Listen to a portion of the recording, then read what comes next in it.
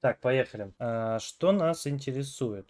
Ну, в принципе, как играть карту Ancient, наверное, мы тысячи раз видели.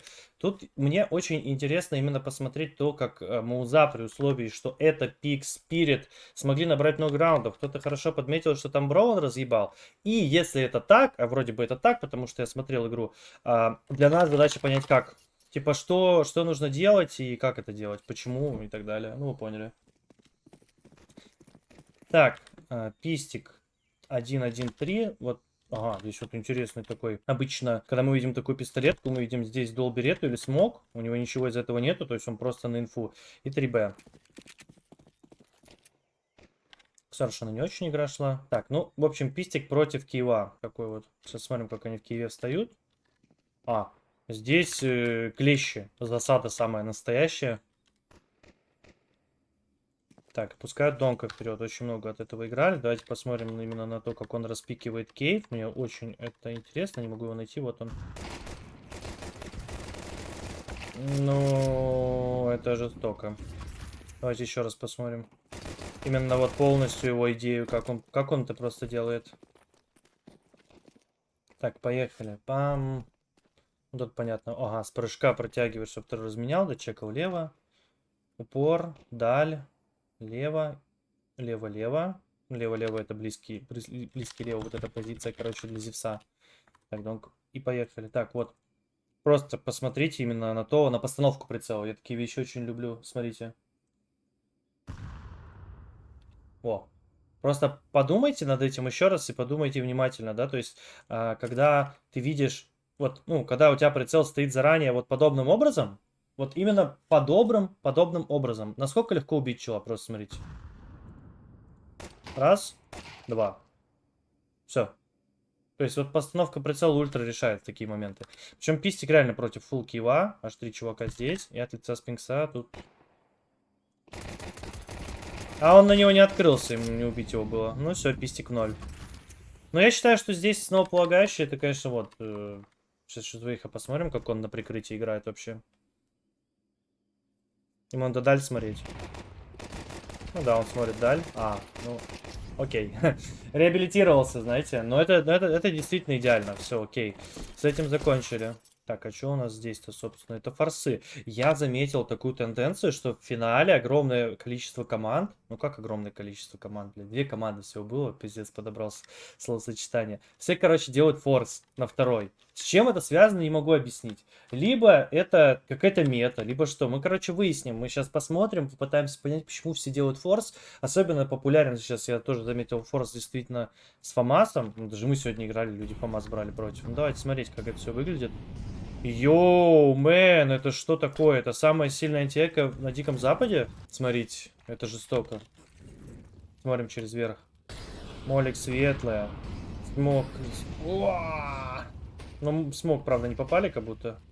Вот бесплатный бэплент, да. Опять, кстати, обращу ваше внимание на то, что Маус играли вот что-то против мида, да, то есть, когда вы видите, что люди идут 2 донат и люди идут 2 кейв, то, конечно же, как говорится, obvious, это против мида, да, типа, условно, двойка отсюда выбежит, и эти выбегут здесь, и есть фамас, это круто. Ну, вот такой раунд, что я даже... Знаете, единственное, что хочется посмотреть, это по Чоппера, что кинул, у него там какая-то флешка фишечная была. Так, это молик светлая. Флэш, флэш, все это за спину. Если хоть кто-то здесь есть, он горит, а после того, как он горит, он еще и слепнет. Но выглядит, как, знаете, очень жестокая антиэка. Причем не часто видишь именно такую версию. То есть здесь молик летит за столб, молик летит сюда. Вообще повсюду молики. Молик летит сюда. И это прям действительно круто. Прям, я бы даже сказал, ультра круто. Я даже не представляю, что здесь контрам надо сделать. Ну, понятно, надо дать смог заблочить, базару нет, но все же, это жестоко. Может быть, потому что плюс 50 дают действительно в форсе. Может быть, такое. Но здесь прям просто как бы ставится C4 и вообще наплевать. Вот, закрывается все это смоком. И можно, в принципе, мотать. Сильный антифорс. Наверное, знаете, если вы просто практикуетесь как команда в какой-то EC, иметь такой антифорс, это круто. Просто иметь его в арсенале. Не значит спамить каждый раз, но именно иметь. Так, сейчас мотаем. 3-0. Я знаю, что там был близкий раунд, но я хочу посмотреть именно бай. Так, драконы ведут 3-0. Все вообще прекрасненько. Смотрим, от чего они играют. Так, ну мид просто щуп. Именно щуп, опять же, обращаем внимание на смог в девятку, и кто его кидает. Очень важная граната, или я так думаю, это Леня Чоппер, потому что всегда он его кидал, по-моему. Это зонт кинул. Ну, классический смог, но супер импакт. Для того же фейста. Ставим сюда и double jump throw. Просто в центр. Бам, бам, бам. Причем у него он упал. А, ну нормально упал, да. Все, с кайфом. Так, своих запускает девяточку. О, а сегодня так разъебало еще. Хорошая микра, вот это мне понравилось. Смотрите. А у нее очень приятная, знаете, как-то, ну, подоплетка. Вот, смотрите. Он знает, что там чел. Сразу кидает ему хае. Делает пару выстрелов на случай, да, вот смотрите, сейчас важно. Вы чел, ну вот, вы только что стреляли сюда, вы бройлер, короче, вы броун. Вы только что стреляли сюда, вот. И в этот момент полетит хаешка после того, как вы стреляете. Вы что делаете? Вы либо уходите сюда, либо вы уходите направо. Тут прям, ну, вот, круто, что он шьет один из двух вариантов, да, то есть хае летит, он знает, что контр будет уходить либо сюда, и делает нашив именно левой позиции. А после того, как он сюда пошил, вот куда сейчас Браун перешел, дополнительно споты. И теперь мы еще, ну, точно знаем, что чел там остался, что он не ушел. И, ну, просто это такой вид сбора информации. При этом важно, что вот под эту хаешку может действительно круто дамажить кивиста. Ну, игрока кива, в смысле. Следующий матч, это послезавтра. Все, девятка наша. А-ха! Захалявить хотел. Ну-ка. Да, Браун с 30-кой здесь еще шпиль. Такой интересный угол у него. Сильно, кстати. Ну-ка, я хочу посмотреть, как он стоит. Обычно, когда, знаете, вы видите там в каком-то тир-1 финале какой-то угол, стоит над ним очень хорошенько задуматься. Давайте посмотрим. Понимаю, что сейчас лагает, это баг демки. Так, пикаем там условно. Раз, два, три, четыре. И вот здесь отворачиваем прицел. 5. Умираем. Оффэнгл. Оффэнгл, дорогие друзья. Хороший оффэнгл. Ну, может быть, для кого-то из вас это уже было, знаете, не секрет. Ну, да, может быть, кто-то из вас пользовался уже этим оффэнглом. Но я считаю, что это сильный угол, вот в котором сейчас стоит Браун. И еще более сильно именно его микро дальше. Он начинает, ну, сомневаться или, ну, не хочет стоять до конца. Бам. И вот, например, с экрана Звейха понятно, что он был в движении, но на это и расчет подобного угла. Видите, абсолютно без шансов. Ну, просто пользуйтесь. Приятный угол в киве. Я считаю, что такие вещи должны быть замечены. Все, Браун, естественно, не будет сдавать смог. Все, выиграл огромное количество времени, нашел преимущество для команды и сразу пошло пробитие банана. Почему? Спросите вы, возможно, ведь тут 5 против 4. Ну, это один из видов проактивной игры, на самом деле. Вот, здесь идет читка из разряда одни кидали смог сюда, уже чел точно занял 9, про он эту инфу передает, значит, они типа заняли мидл. Если они заняли мидл, сейчас они могут думать над тем, как идти в окно, там пропикивать донат. И в этот момент, ну зачем нам типа ставить АФК, там ждать, пока они пройдут в окно. Мы точно знаем, что условно мы убили игрока Б одного, значит, второй игрок Б, ну, он где-то здесь. И вот они по этому предикту просто спускаются. Ну, прикольная проактивная игра. Могут даже не до конца спускаться, могут ждать дальше реакции. Ну, спириты слишком хороши, они просто это ждут. Мне интересно с экрана Зонтикса, как его раунд выглядел вообще. Так, смотрим, сейчас флешечки в мидл. А, и он просто... Ну, это прям кол какой-то, да, он просто забирает Б. Причем, знаете, тут еще, ну, можно как бы дополнительно додумать. Обычно вот именно у команд супер высокого класса, тир-С, да, вот как сейчас спириты. Ну, по крайней мере, на этом турнире они такой класс показали, вне сомнения, они все-таки его выиграли. Вот, здесь интересный момент. Он кидает флешки отсюда. Это что? Это флеш... Ассист, флеш S, я напишу. Флеш жопа. И приходит сразу, забирает сюда. То есть обычно это уже для команд, которые против друг друга готовятся. Обычно они что знают, что Зонтикс это игрок, который играет под мейном, где-то здесь за тотемом, просто ждет, так скажем, своих оппонентов, которые запушат. Джимми очень часто любит заходить сюда. И здесь такой, знаете, ну это Mind Games так называемый. Ну, опять же, это мое предположение. Я считаю, что это Mind Games. Что это такой дефолт, где они скидывают флешечки, и он потом приходит смотреть банан. Потому что маус действительно могут зареактить, да, если особенно в миду какой-то там был бы замес, были бы размены, они такие, ага, Зонтик скидает флешки. Ну, короче, такой чисто предикт, не факт, что это так. То есть тут прям погадать, что называется. Так, окей, мы узов спалили, за это получили... А, подожди, а как Браун получил? Че, посмотрим. А! Бля, у меня аж, знаете, мурашки пошли по коже. Давайте посмотрим. Неужели Леня Чоппер это тот самый тип, который заранее ставит прицел? Нет, он просто разъебывает бройлера, бройлер лежать. Поэтому они знают, что один сейчас здесь, знают, что один сейчас здесь. И пошло-поехало. Ну, это жестоко, на самом деле. Бонжур. Здорово, здорово. Спасибо, что пьешь водку. Базару. Нет. А, ну тут уже... Вот это начинается у Маус. Ну, сегодня мы вот на Дасте примерно так же играем. Он сначала говорит, ща проверю. Ай, бля. Все, надо стакать. Теперь это жестко, да, сделали? Они просто кинули Б и убежали на... Они узнали, что тут авик. Нет, тут просто специнфа. Когда знают, что АВП на Б, прям, я отвечаю, 9 из 10. Просто это на А, надо идти на авика, нет халявы. Легкий раунд, но интересный. Нашли с вами как минимум один оффэнгл.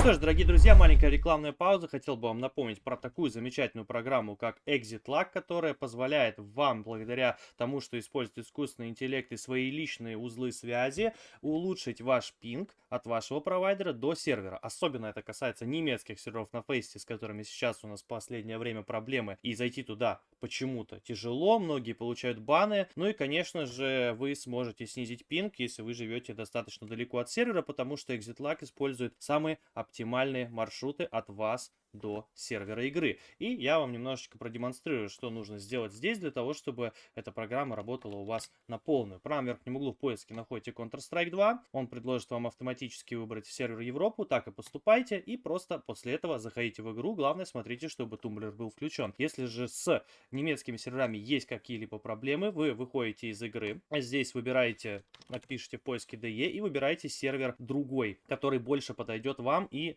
пинг у вас с ним будет меньше. Обычно Фейст использует Фалькенштейн или Франкфурт, но я все же рекомендую пользоваться Европа Автомат. Также вы сможете заходить в Discord, если у вас с этим есть какие-либо трудности. Также включайте тумблер, перед этим ищите в поиске. Ну, я лично использую сервер Лондон, вы можете использовать любой другой. Также любые проблемы с Дискордом пропадут, поэтому крайне вам рекомендую по промокоду для первой покупки Jerry CS2 купить ExitLag со скидкой целых 50%, а мы с вами продолжаем. Тем более здесь камбэк, просто я хочу вот прям, знаете, все силы вложить сейчас после Best of 3, который мы сыграли. Так, вот здесь спириты уже в этом моменте переигрывают мышек, на мой взгляд, да, по одной простой причине. Сейчас контры потратили сколько смоков? Кто мне правильно ответит? Давайте еще раз. Кто успел заметить? Скажите мне, сколько смоков? Они кидают инстак, бам. Они кидают мид инстак, бам. И они тушат мид. Это означает, что игроки атаки потратили всего лишь 2 смока. Это смок 9 и смок в кейв. А игроки защиты потратили уже 3. И обычно это должно учитываться в геймплане, то есть что это означает? Если мы вначале тратим 3 смока, то в конце нам защищаться будет тяжело. Мы не сможем заблочить атаку и так далее. Кстати, как будто есть вайп. 8 смоков, правильный ответ, правильный ответ. 8 смоков. Вот, и придется до конца драться. То есть здесь прям уже не выйти, уже не выйти. Придется вот до конца стоять. И так и происходит, кстати. Ну, Джимми уже, да, зафанился, хотя вроде бы ничего не предвещал биты, правда ведь? 4-й смог. Ну и все, и мы уже до конца стоим. Я уверен, что Чоппер это все считывает. Отличная флешка. Причем здесь тоже, вот знаете, один из элементов микры, которым пользуется большинство именно тир-1 игроков, когда они знают, что враги находятся в районе мида, и тиммейты загнаны где-то вот здесь, то есть они не вышли мидл, то пользуются все вот такой вот волшебной микрой. Она на самом деле очень простая. Ты смотришь с ворот Б, но как только пролетает в 9 какая-то флешка, или ты знаешь, что чел пикает, ты его пикаешь в ответ. Сейчас с экрана Звоиха покажу, как это все делается. Ничего трудного. Он просто получил по ебальнику. Но на самом деле, например, если смотреть опять же с лица Броуна, да, то есть как это выглядит с его экрана, это не очень удобная дуэль, смотрите. Флэш, никого нет, то есть он не может задетектить чела. И тут на скорости вот выбегает тело, просто его срубает. Так что вот тут Звоих как бы все красиво делает, прям по книжке. Но иногда просто ты получаешь въебало. Ничего с этим не поделаешь. Все. Так, Браун теперь демонстрирует еще один офф-энгл. Ну, как-то, мне кажется, это хуйня какая-то была в его исполнении. Ну, почему-то мне так кажется, все, смоков нет. При этом за А вообще фона не должно быть никакого, верно ведь? Потому что здесь у нас АВП. Мы можем сейчас стоять 3Б или там до конца уже в мид коммититься, пытаться, то иными словами. Так, Спинкс стоит против контакта. Давайте посмотрим на угол Спинкса. Никого. Поехали, пропикиваем. Условно уже проверили светлую. Раз, два, там 3, 4, 5, 6. Потом здесь вот этот двойной угол 7. Начинаем идти. Ну, вообще сюда не хочется смотреть. Тоже интересный угол. Именно против контакта. То есть здесь слева немножечко оставляем стенку открытой. Блин, я надеюсь, вам камера не мешает, скажите мне. Важно смотреть именно на то, как совмещена стена с плантом. Какое расстояние, да. То есть любой офф-энгл, он требует предельной точности. Поэтому просто тоже запоминаем. Того у нас уже за финал как минимум 2 интересных офф-энгла. И это приятно. И это круто. Так. Есть классическая смена высоты по этому камушку, все понятно. Все, сейчас начнут жестко Мауза набирать раунды. Опять же, повторюсь, в лейте стоять тяжело. Нет, все-таки это офф-энгл какой-то от Брона. Давайте посмотрим, как он им пользуется. Опять же, поехали. Раз, два, три, 4. Не, я бы его запрепал. Ну, может быть, в лейте он эффективен. Тоже надо попробовать. Вот такие вещи, когда, ребята, вы видите, вы просто заходите потом на пейст и пробуете. То есть, нету гарантии, что это лютая имба какая-то. Может быть, оно работает только на, там, тир-1, тир-2. Такие элементы тоже бывают. Обычно я стараюсь вам их не давать. Все-таки сработало. А тут эйс сейчас будет. Ай! Тут зонтикс просто сейчас 20 хп будет разъебывать. Ну, Джимми в спине, поэтому. Ладно, Брон хорош.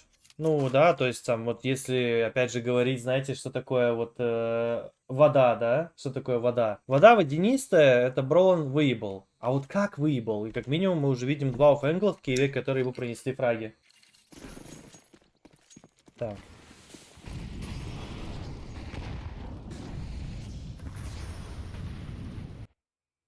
Здесь тоже интересно именно за донком посмотреть. Такие вещи, это полезно. Молик упор, молик джангл. Ждем флеш КТ и сразу выходим под свою флеш. При этом летит смог 9. То есть, опять же, здесь четко выстроенная логика. Взрывается флешка контров, сразу взрывается наша флешка, мы сразу выходим. А, молик докидывается постфактом, да?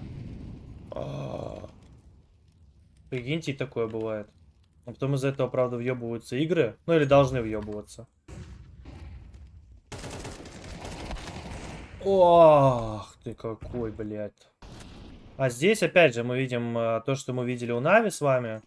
Вот эта флешка. Тут сейчас поориентирую, еще раз вам покажу. Крайне эффективная флешка для всего мида за сторону защиты. Умеете кидать такую, вы охуенный саппорт, опять же, да. То есть, ну, прицел вот на этот кирпич. Видели, да? Доходим до сюда.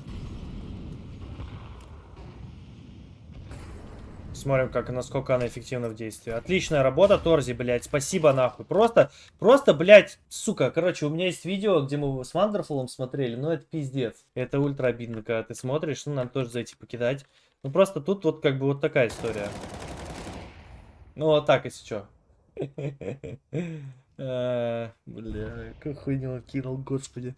Так, и чё? Донг Шира. Мы могли А выйти, да? Давайте посмотрим. Да, А вышли.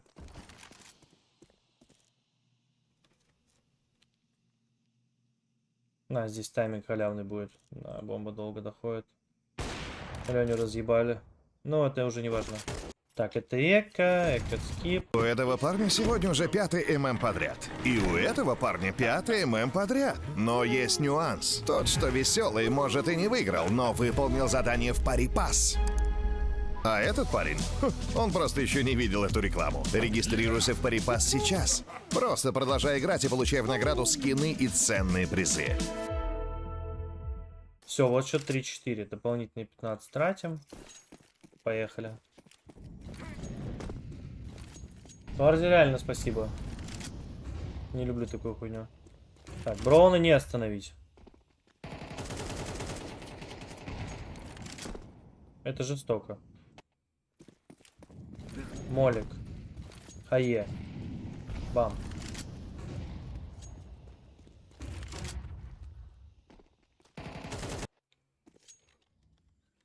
Так, Торзи все-таки изучил флешки с прошлого раунда. Более чем уверен, что в этот раз он не промахнется. Да, он нашел пятно, он в прошлый раз целился вверх, это была ошибкой. В этот раз он кидает флешку правильно. Флэш. Смотрим на чоппера. Бам, он слепнет. Вот это бам, выходит Броун и отыгрывает. То есть вот такие вот флешки, вот, которые сейчас Торзи показывает, давайте все-таки ориентир зафиксируем. Это очень важно. Смотрим. Ставим сюда. Ищем вот это вот пятно. Подходим в упор.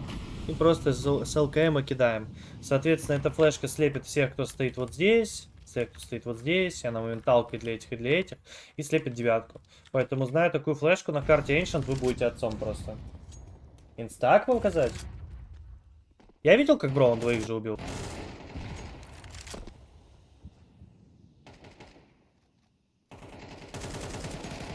Да, ебать он паркурщик, конечно.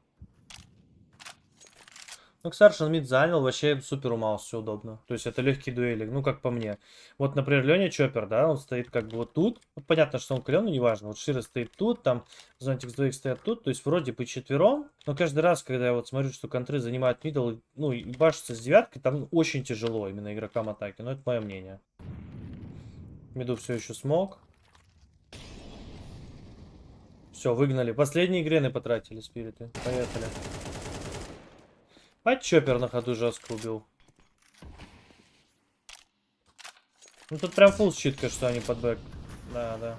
А, смотрим, Микруз выехал. Как вскрыть авик, блядь, и не чокнуться. Раз. Два. Ну как-то как будто он даже это не отпикал, просто повезло, что тоже здесь дал жидкого. Бля, вот я за это иногда КС не очень люблю. Вот именно за такие моменты. Шон Пакт 1. Ну, блядь, выглядит это отвратительно. Ну, просто посмотрите.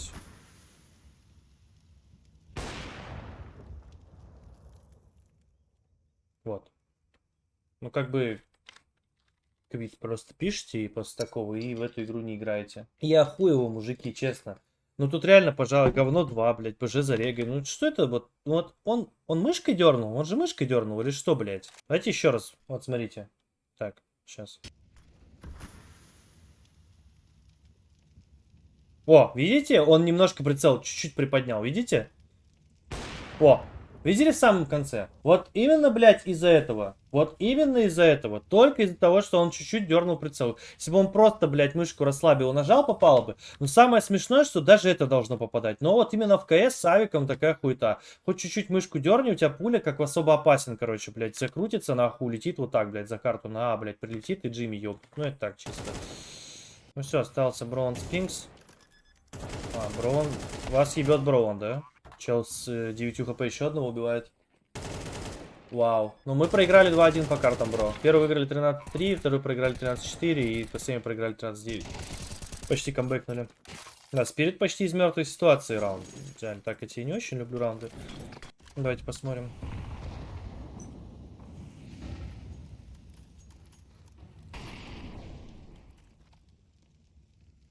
Угу.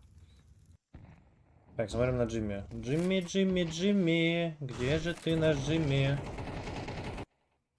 А, вот так, 3 окно. Смотрим на Ксершина. Как не стоит стоять против бая 3000. Ну, в смысле 2002 кабай. Давайте так. Как не стоит стоять. Представьте, у вас калаш. Представьте, вот донг и против донка. И у тебя калаш. И ты встаешь вот в этом, блядь, загоне, нахуй. Вот здесь, вот в этом красном ебучем загоне, чтобы брать дуэль, чтобы умереть с одной. Ну, я еще и со смоком. Ну, я никак не могу это объяснить. Мне прям такое, блядь, просто, ну... Не знаю, заебывает. Не люблю, как кто-то умирает. О, в этот раз, кстати, флешки для драки мид. Тоже другие.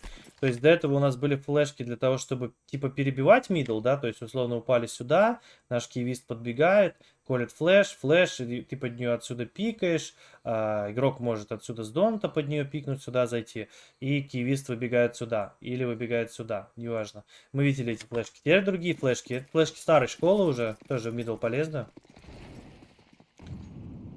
примерно вот здесь они должны взрываться, вот где-то около этого большого камня. Сейчас посмотрим. Ну вот она прямо у большого камня. Плюс ранбуст. Теперь Донг, если выходит, то ему не очень-то удобно, но это не мешает ему убить одного. Давайте еще раз посмотрим, насколько он был слепой от всей этой истории. Ну да, он жестко ослеп.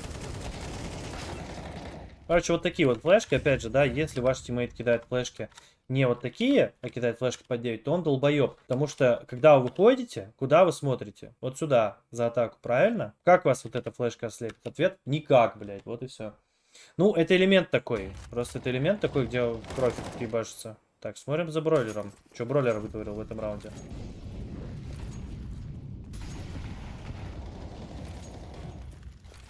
Ага, он понимает, что его тиммейты дерутся и просто вот так. А он хорош. И убежал, да? О. Раздели тиммейта! А, нет, это раздели, блядь, спириты сами. Как будто вы двоих и не было в играх. Нет, ну это неправда. Он на самом деле, ебать, сколько импакта дал. Мое мнение, что двоих, блядь, просто пиздец какой крутой. Прям вот не с точки зрения индивидуалки, а именно с точки зрения того, сколько он сделал. Потому что такие вещи, это, конечно, просто вау. Мы еще с вами увидим, какие вещи он сделал именно. Так, ну здесь сложная ситуация. Опять, кстати, Бролан вот это преимущество с Киева нашел. Я просто хочу вам напомнить, что каждый раз, когда вы выходите из смока подобным образом, и вам не летят вот эти задроченные флешки, или флешки отсюда, и все это делает кто-то с окна, то вы рискуете ультра сильно. Если вы выходите, вот видели, Бролан под свою выкатывался, вы могли подумать, что выйти под свою флешку это окей. На самом деле окей только когда взрывается вот это или вот эта флешка, мы их с вами разобрали. Если они не взрываются, выходите вот так с киевайта, ебанутый риск, и ну лучше так не делать. Ну, здесь спириты последуют древнему методу, что если нам дают кейв, мы его занимаем, и отсюда можно стартануть, но при этом вообще нет гранат. Тяжело. Так, Леня Чоппер. Я протяну, окей, поехали. Ну, не, нихуя не сделаешь.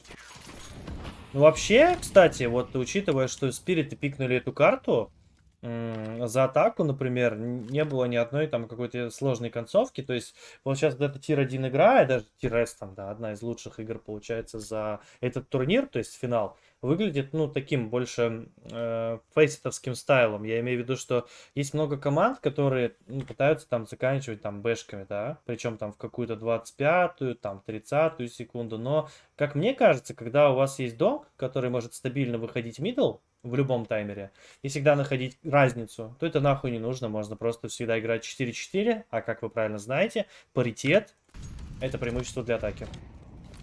В защите нужно защищать столько же зон, а их меньше на одного человека. Так, вот это то, чем мы пытаемся все время делать. А, ну это, заметьте, это просто тайминг. То есть, прикиньте, он вот так вот смотрит, он думает: бля, короче, пошел нахуй. Причем здесь самое смешное, что еще и третий был недалеко. Ну, это, забейте, это бывает. Можно просто скипнуть и не ебать мозга. Стачок промазали маузам, ворота. Угу. И еще и в мид смог промазали. Нормально. У Маус есть раунд, называется фишка. Они, короче, мажут в мид инстак. Вот он улетает. Это еще тир-1 финал. И вот второй, да, ну, вот это раунд фишка называется. И вот второй смачок тоже от Маус, клипайте. Вот такой вот, отлично. Немножко не разобрались. Что такое происходит в финалах, это, конечно, грустно. Это, конечно, грустно. Но, знаете, про игрокам сложно запомнить просто ориентиры на Ancient, мое мнение. Здесь просто вот эти инстаки, они такие противные, ну, настолько не запоминающиеся по сравнению с Миражом. Но все будет зависеть от практики. Можно на 200 вырастить свой скилл. Ну, здесь Торди с Айком, конечно, нормально развлекается. Вопрос, видишь, Спирит уже, видите, точнее. Спирит понимает, что счет не очень. И у Чоппера, конечно, в голове, что нужно команде добрать 5-й раунд. И один из самых лучших вариантов добрать какой-то раунд — это сыграть хорошую раскидку. Прям, знаете, качественную, хорошую раскидку. Зайти, там как-то разменяться, поставить бомбу и, например, сыграть клатч 2 vs 3, где игроки Спирит супер сильны в этих клатчах. Просто вот. Поэтому, ну, я прекрасно понимаю, почему Леня сейчас это колет. И здесь вот есть как бы контра. Контра жесткая. Это авик, который вот так стоит. То есть, если опять же смотреть за двоихом, какие у него шансы убить такой авик? Просто вот, смотрите. Только какой-то control пик, да. И здесь у тебя еще и выбор всегда. Либо ты пикаешь упор, либо ты пикаешь даль. И я уверен, что там, ну, условно, 90% игроков всегда выберут пикнуть даль. И это будет абсолютно оправдано. И вот такой вот угол с АВП, это, ну, просто ты ни хрена с этим не сделаешь. Надо только, чтобы авик мазал.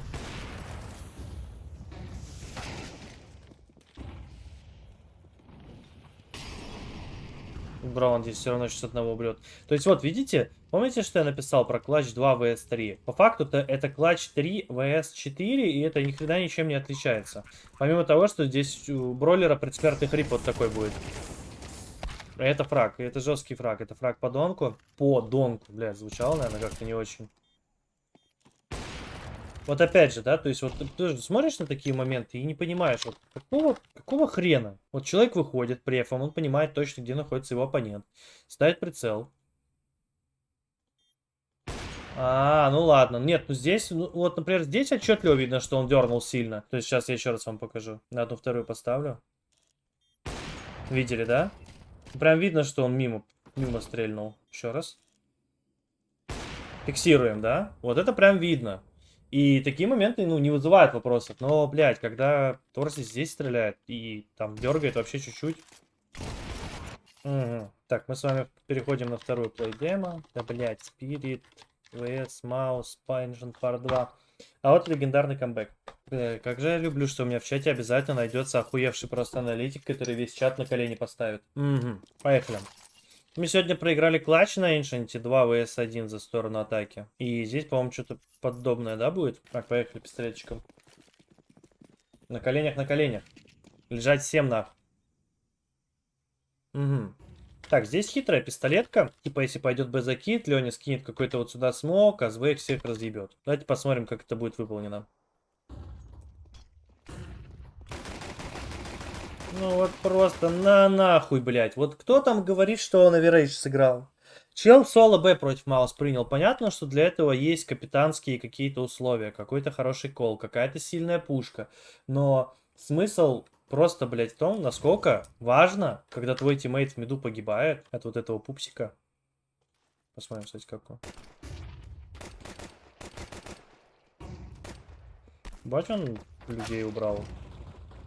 То есть вот если что, чел, то тут вот 1 vs 3, просто ебальники всем покрошил. А, тут дом 9 не попал, да? Вот так вот, ребят. Вот так вот просто, ё-моё. Просто соло. Все, они знают, что 2Б. Так, надо ставить бомбу.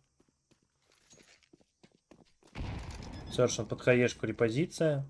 Это тоже интересно, да, вот я, например, прекрасно понимаю, да, о чем я говорю, то есть репозиция под хаешку, это означает, что как на дасте под взрыв пробежать, чтобы вас типа не увидели. Можно посмотреть сейчас с экрана, например, Звейха, понял ли? Да, он вроде бы увидел. Сейчас еще раз. Это важно. Но здесь не такая хаешка, чтобы он пробежал прям. Да, да, забейте. Ну, то есть она должна условно, типа, вот здесь вот взорваться, чтобы его не было видно. Но, окей. Абсолютно окей. Так, здесь Icon Stop двоих делать. У него уже есть 3 фрага в раунде. И, к сожалению, бройлер его сбривает. Так, где вопрос, как Леня Чоппер у вас? Вас ебет Леня Чоппер, если что. Изи фраг. Раз. Все аккуратненько начекивает. Красиво. Тяжелый клатч, пиздец. Без армора один, без армора второй. Преимущество вроде бы у Броуна. Как же он спокойно это делает, блять. Я просто, знаете, смотрю, его спокойствию можно позавидовать многим игрокам. Например, мне. Так, ну МУЗ тоже прям типа новичков с одной сносят. Ну, вопрос тут в том, как, ну, например, как игру, да, закончить. То есть вот счет 5-8. Я считаю, что 5-8 это имба счет, чтобы, ну, нормально можно было и с этой стороны камбэкнуть, и с этой. То есть 9-3 намного хуже.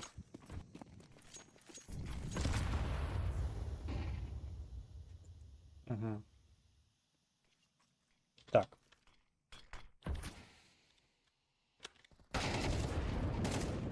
Ну, вот так, к сожалению. Здесь, получается, Спирит избрали интересно антиэко. То есть, получается, тут от Маус смог в окно, смог 9, опять же, чтобы заблочить Vision с 9. И так как Спирит начинает 3Б, у них здесь Шира шьет вот эти линии. Типа вот здесь чела не может быть. Все, нашили, все красиво, да? А двойка вот здесь ВС, вопросительный знак, не фиг пойми сколько. Если там какой-то раскид, Леня нажмет широкий и разъебет. Но произошло все немножечко не по сценарию. Давайте смотреть.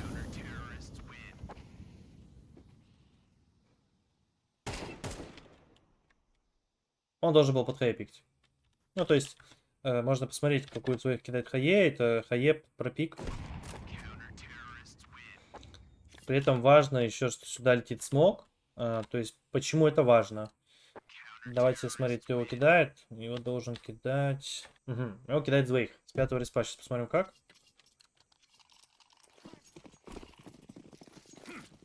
Теперь кто мне ответит, почему этот смог пиздец какой важный? Я вам скажу так, ответ одновременно очевидный, но не очевидный. Особенно, когда мы играем против бая 3К. Да, в среднем. Смотрите, одна вещь, она ультра простая. Этот смог, во-первых, и самое важное, если мы хотим зайти и попробовать убить эту зону, я вам сейчас нарисую, и мы понимаем, что здесь у нас прошив от Шира, то мы, пикая под хаешку, получаем очень удобный файт. Очень удобный файт вот с ближними дистанциями, всеми вот этими вот они. То есть первое, это вас тяжело разменять, да?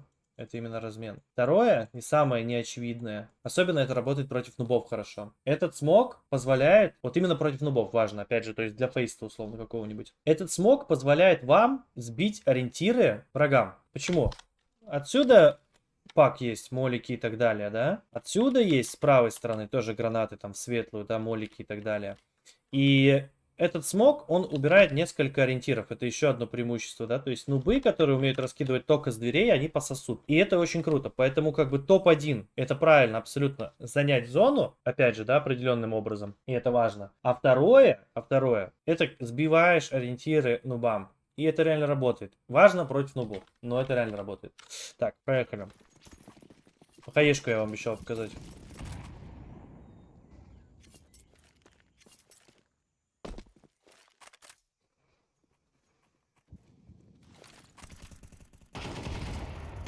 Я думаю, что он бы их сбривал.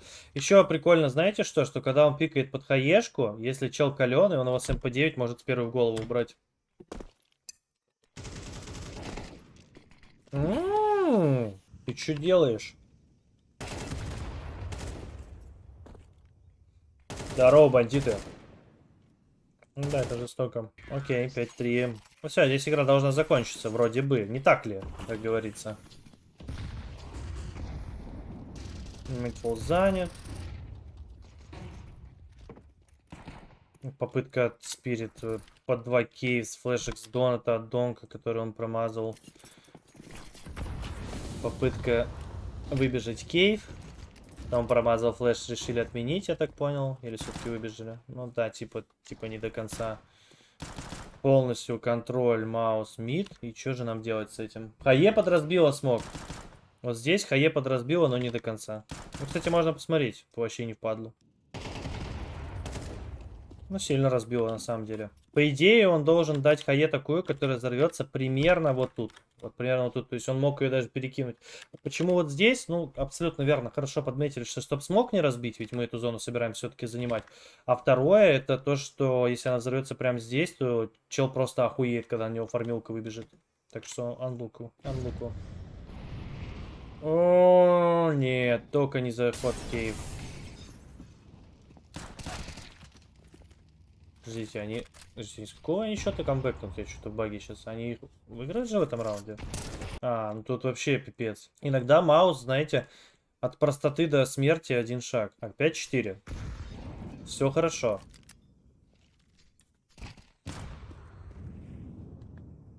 Так, Донг понимает, что был совершен... Я просто... Давайте с его экрана посмотрим, ну, чтобы вы не думали об иллюзии, что это какая-то халява. Он понимает, что его просто ебашить будут. Просто вот.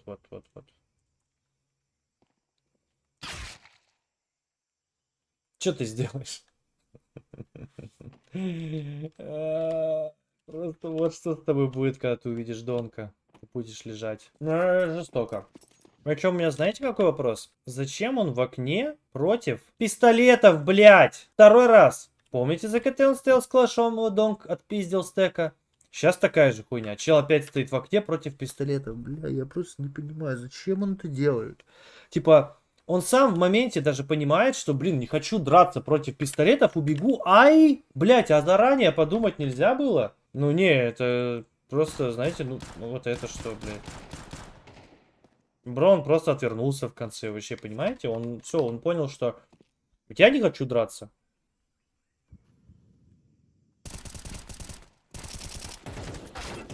У него пули кончились.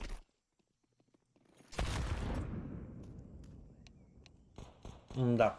Что фармить на эко, чтобы МВП получить? По факту, блядь, походу. Ну все, тут их окружают, сложный раунд, на самом деле. Тут Спинкс выиграет, я помню. Ладно, неважно. Я хочу на камбэк уже смотреть.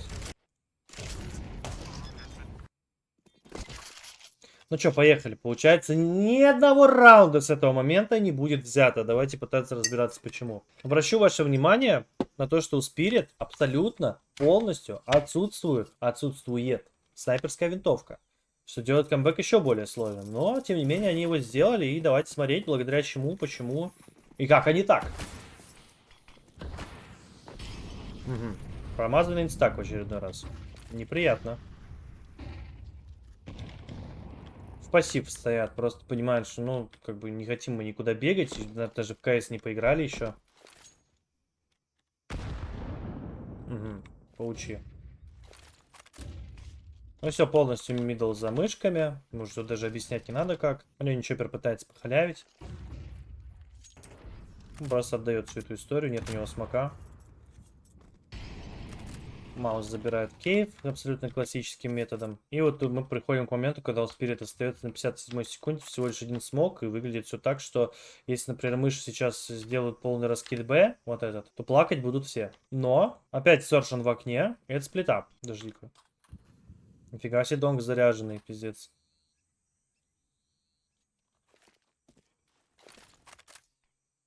Он забил вообще полностью на окно. Ебанулся-то смог, потому что его типы стоят 3Б. Ну, окно он и так будет дуэлиться, то есть здесь дуэль. Он пипец как зонтиксу разбавляет, то есть он может спокойно смотреть сюда, если что открыть. Это очень жестко.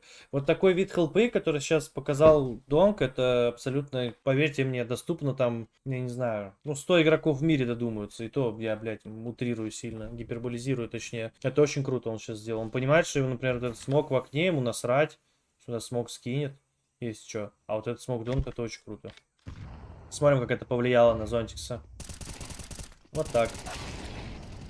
То есть смог спокойно двоих убивать. И вот такой вот смог. Бля, насколько это крутой смог. Это просто, это, знаете, это вот, это такой хай скилл. И так понятно, что он по стрельбе лучший, но... Понимаете, когда человек вот кидает вот такие вот грены в лейте, он понимает, что у них потерян мид. Он понимает, что здесь в любом случае будет дуэль. Он понимает то, что Зонтикс в моменте отошел от мейна. И он скидывает смог в самое удобное место. Блин, ребят, почему это удобное место? Я еще постараюсь объяснить даже получше. Смотрите, если будет выход с мейна, и мы закроем его смоком, вряд ли занятым мидом, и при условии, что они кейв попалились, да, только что там Броун кидал, это будет 3 мейн. Это невозможно. Очень маловероятно. А вот то, что они с Б пойдут все в донат, ну, то есть классическая стяжка, она супер возможна. И он просто вот этим смоком вот выигрывает раунд. Вот просто хавайте. И вот с его экрана, например, да? Как в такой смок заходить? Повторюсь, в моменте донг отрезан смоком и один зонтик на. Но сколько этот смок ему дает opportunities, как говорится, да, возможностей. Все. Да, очень круто. Базовый дефолт, куда ему еще смог кидать? Бля, ну базару нет, базовый дефолт, понял тебя, дружище. Донг играет базовый дефолт смоком. Базару нет. Как скажешь. Так, 2 в 2. Да, это забейте, дефолтная хуйня. Любой долбоеб такой смог подкинет. Ну вот, кстати, клатч-то на игру, между прочим. А, ну, Ксершен, бля, Ксершен вообще в финале его не было видно. Прям какая-то отвратительная стрельба от него. На моем уровне примерно. Типа, знаете, 40 часов в доте, 5 в контре. И как будто лагает еще. Да мы поняли, что это базовый дефолт, заебал. Как пуль не зарегал? Хороший вопрос, давай посмотрим. Так, СВ... Шоу. Подожди, у меня 0 же стоит. Но я считаю, там не должно было регать с его стрельбой. Ну, да не, забейте. Просто по стрельбе проебали, бывает. Так, опять эта флешка. Прям у всех она в обиход вошла. Леня под нее играть не будет, зато под нее будет играть Донг. Бам. Бам. И после флешек сорт он выходит и просто... Просто вот... Вот таких моментов, я считаю, начинаются всосы. Знаете? Вот именно с таких моментов начинаются всосы. Смотрим с его экрана. Флэш. Флэш. Флэш в ответ. Бам-бам. И что мы видим? Сколько флешек под него кидается? Джимми кидал, да? Флэш, флэш. А, ну тут типа еще фейк-элемент. Ну, как бы такая история, знаете. Он как бы развеивает, под развеяние пикают. Там такие спириты, ага, типа там он развеивал, не вышел, все, он не выйдет. А он бам, резко выходит. И смотрим, насколько это удивило Донка. Ну, скажем, удивило. Удивило на самом деле. Он ослеп. Наверное, тут стоит отметить его микру. То, как он для Мирика прицел отводит. Просто посмотрите на его движение. Он понимает, что он ослеп, он отводит прицел ультра по максимуму. Смотрите. Пострелял. Опять флеш. Смотрите, как он бежит. И теперь еще раз смотрим на выходящего. Насколько это неудобная дуэль. Именно благодаря... Ну-ка. Бам. Бам. Ну, он вообще почему-то чувака здесь ожидал. Но все равно, я считаю, Дон круто кнопки очень нажал. И все, и маус типа не готовы. О, вот тут реакция опорника, да? Опытный опорник из 2002 года знает, что если его команда спалилась в миду, и при этом его киевист еще вышел сюда, и у них нет вижена, ебанутая угроза захода на Б, надо срочно об столб кидать смог. Смотрим, к чему это привело.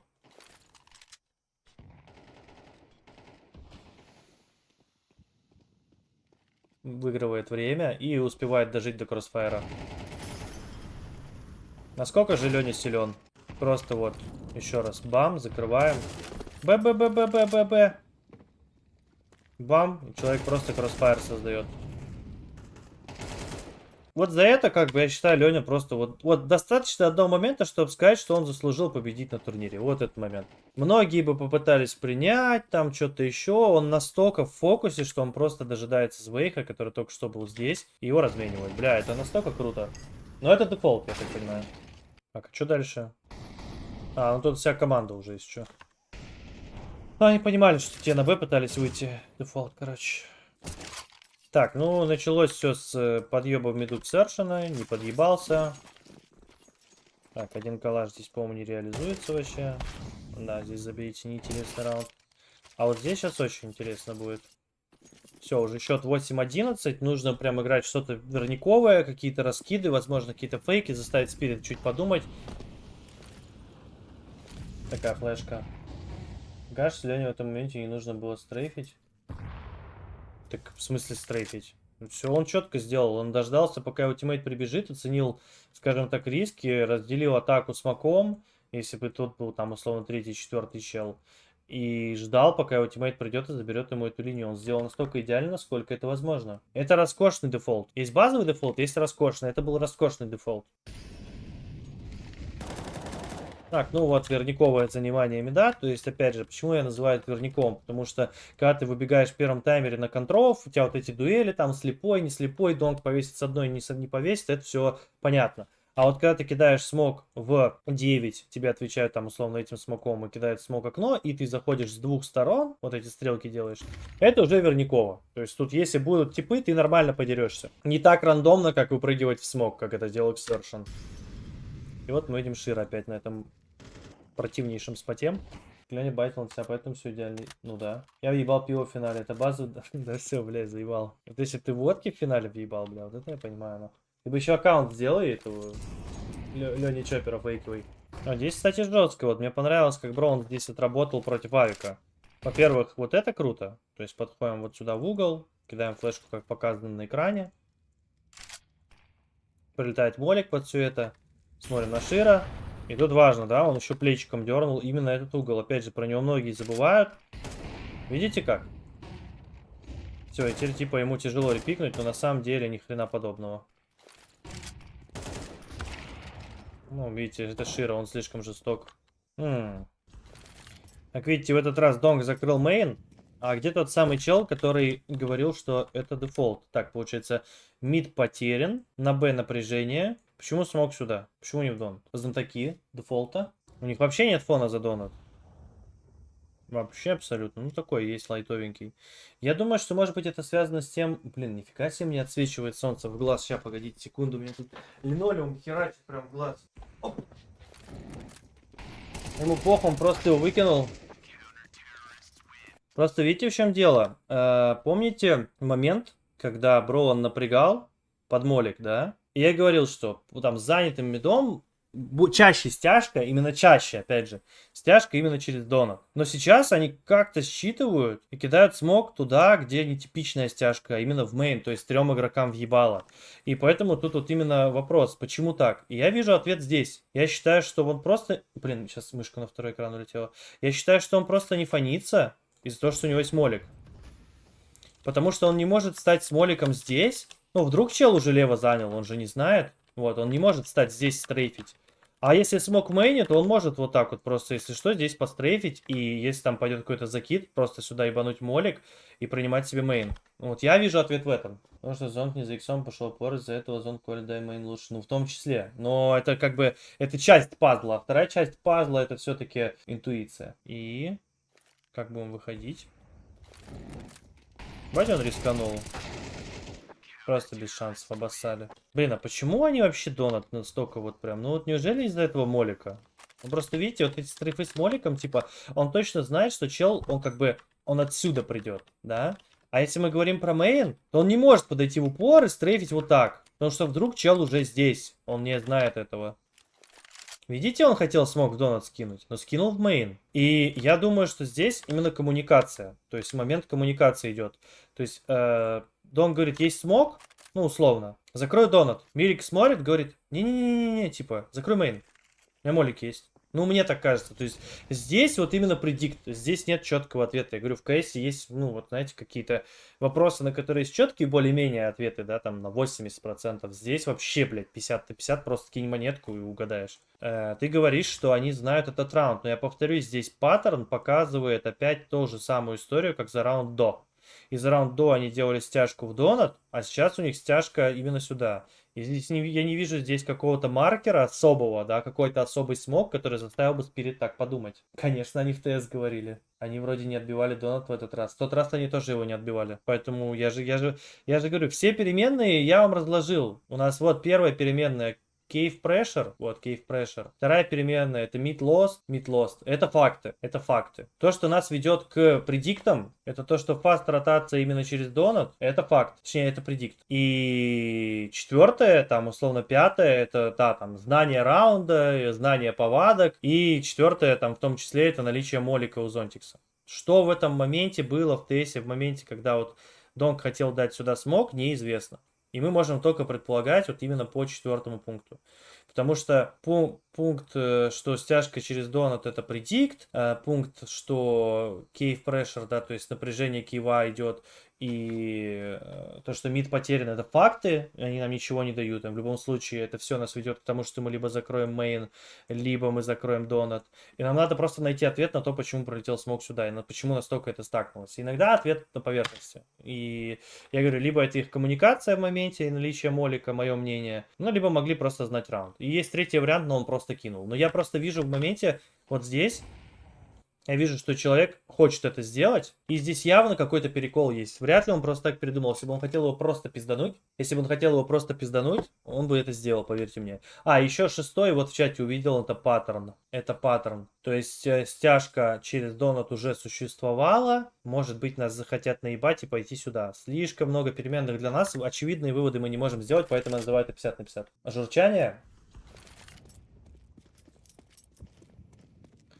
Браун слишком жестко пофанил, Кейф умер. Все верно, это понятно. Все верно, абсолютно правильно ты говоришь. Ну, короче, ладно, с этим раундом 50 на 50 монетку прокинули, разобрались.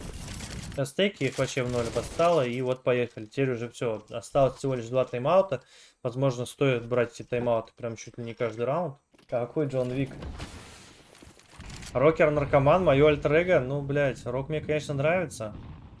Вот именно флешку он так дрочёную эту кидает, вот именно подобным образом. Я думаю, что тоже стоит запомнить, например, да, ориентир. Именно каким образом он ставит прицел, как он прижимается к стене, да, что у него в экране видно, чтобы не кидать рандомную хуйню. Всегда лучше знать ориентиры для подобных флешек, это круто. В чем здесь Леня? Я вообще на приколе, я так понял. Это типа какой-то фейк. Чай он забирает торчи. Блять, какой Леня красавчик просто, знаете, вот он настолько, он уже понял, что он так прижал этих мышей, они уже в мышеловке реально, в моем паблике. Что он просто вот так флеш взорвалась, он такой, бля, лежать нахуй. Бла-бла-бла, ебать, Росаку. Бля. Ну, он реально уже выбежал, знаете, ну, он понял, что в мышеловке находятся оппоненты. Ну и в итоге, на самом деле, получается, что здесь у нас под фейк А, после паузы, под фейк на А, смог в КТ, какие-то флешки. А, смог напряжения. Кстати, смог напряжения, давайте я вам покажу. Тоже не самая популярная граната. Вот такой вот смог тоже, он как бы скрывает передвижение, типа люди под него а-ля могут выйти под X. А-ля, опять же, да, то есть надо вот здесь пройти и вот до сюда, ну, удобно, в общем. И тут, видите, например, Леню они этим, ну, развели, скажем так, да, он с собой пожертвовал. Он мог здесь умирать, и могли Мауза получить преимущество, могли стать 5-4, но Леня исполнил предсмертный хрип Кратоса и пизданул Торзича. Так, теперь смотрим на то, как Зонтикс будет отыгрывать всю эту историю. Так, он понимает, что может быть оппонент за смоком, полностью все это отсматривает и оказывается в ебанутой неприятной ситуации, но... Моментальный размен, моментальная инфа. И смотрим на второго люркера. Причем самое интересное, что Спинкс уже давал фраг, то есть он разменивал здесь. И о нем точно должен подозревать Звейх. Давайте за Звейхом смотреть, как он будет отыгрывать. Он знает, что он должен быть слева. Пытается выманить его шагами. Спинкс не байтится. Звейх тоже не байтится.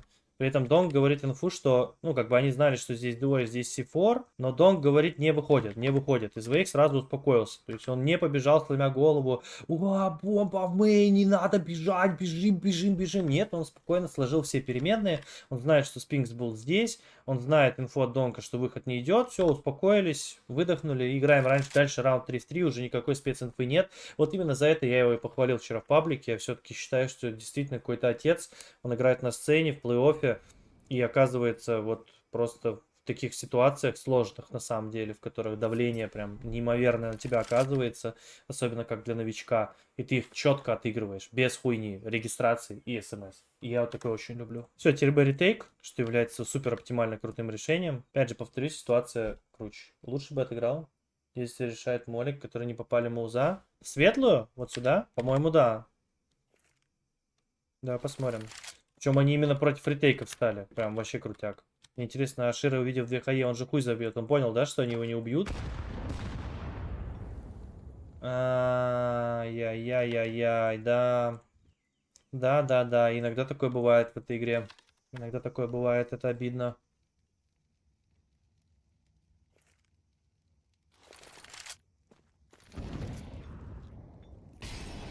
Пришлось докидывать.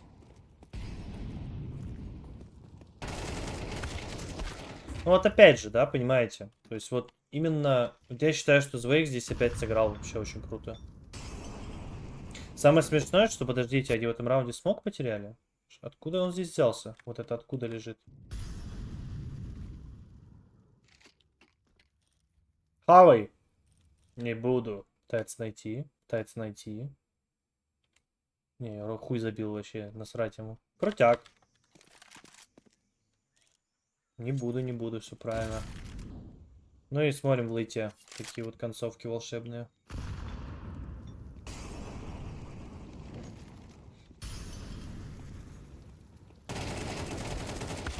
Важная дуэль. Ну, Донк опять, знаете, вот в нужное время, в нужном месте. В нужное время, в нужном месте. Смотрим за Броуна. Мог бы он сыграть лучше. Знает, что чел светлый, размен. Знает, что Авик был на Б. И по шагам пикает, но слишком широко. Это, смотрите, насколько он просто вот, ну вот. Знаете, вот смотрите за ним, это типа Simple Prime. Это вот, знаете, Simple такой, типа, бро, я знаю, что ты там. Просто, блядь. Можно специально выкинуть перед тем, как распикать кейс, что мне дать гранат, позже комиссия умрет. Абсолютно верно. Абсолютно верно, дружище. Я просто не стал это объяснять. Страшно, Джимхат. А! Но он на слишком уверенности играет. Я не знаю, что против него делать. Он слишком хорош, ребят.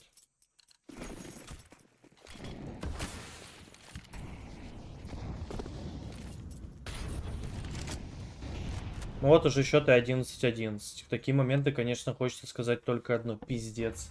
Ну, один клатч у Джимхата сейчас был, он был сложный достаточно вот здесь. И здесь 1 vs 2 был еще клатч, он тоже был сложный на самом деле. Да, он прострелил светлую броу, но это все в рамках рофла, конечно же. Ладно, тут уже, знаете, это вот отчаяние, да, какое-то вот с одной стороны. Вот опять, смотрите, полностью занятый мидл, абсолютно полностью занятый мидл, но что с этим делать? Как нам вот это все так растрясти? И посмотрите, насколько Спирит вот уже в этом моменте уверены в себе. У них на минута 10 осталось 2 смока. Опять же, у Донка роль просто сумасшедшая. У него всегда есть смог, которым, если что, он Киеве прикольный сетапчик. Да, я, кстати, сегодня хотел его сыграть, но что-то не дошло. Здесь, для того, чтобы этот сетап распробовать, вот именно распробовать, нужно смотреть за Леней Чопером. Здесь все очень неоднозначно. Вы подумаете, Авик в Киеве, бла-бла-бла. Но здесь есть вот такой момент. Вот почему он дает смог, когда сюда приходит Шира? Ваше мнение. Вот я считаю, что вот тот туда вот этот кол с этим смоком, я когда это еще в лайве видел, я считаю, что это гений. Чтобы не было фона за Авик. Абсолютно верно, First Message. Если там кто-то еще написал про то, что он был один и так далее, вы тоже правильно подметили. Здесь на самом деле просто очень такой, знаете, тонкий момент, тонкий лед так называемый. Обновляя сюда смог, он как бы показывает, что ну АВП здесь ну вообще не может быть. Кто в здравом уме кинет смог в ебало Авику? Либо опять же есть второй момент, просто не договорились. Но я буду верить вот в свою теорию, окей? Вот.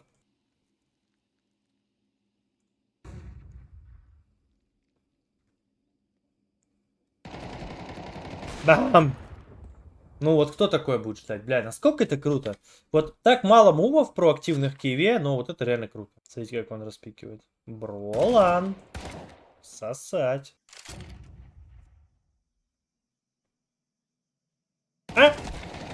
Опять же, блядь, еще один оффэнгл 3000 уровня. Ну, просто посмотрите на бройлера. Посмотрите на него.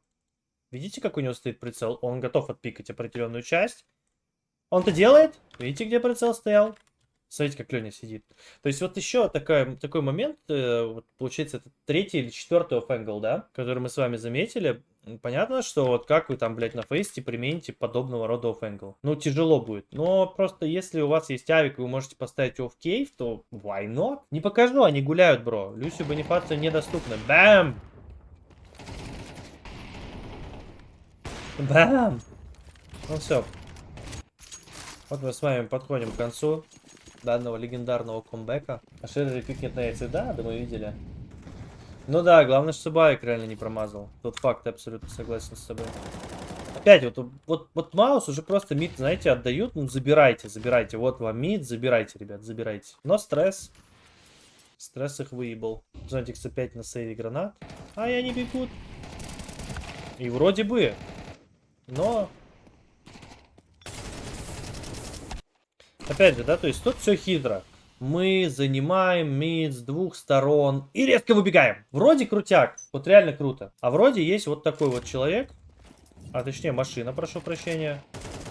Раз, два, три. Просто посмотрите на то, какими стрейфами он просто этого спинкса в попу. Вот знаете, вот что называется реально спинкса в попу. Хороший код, бро, но он хорошо колил, но... Броуна тоже посмотрите. Броуна тоже в попу.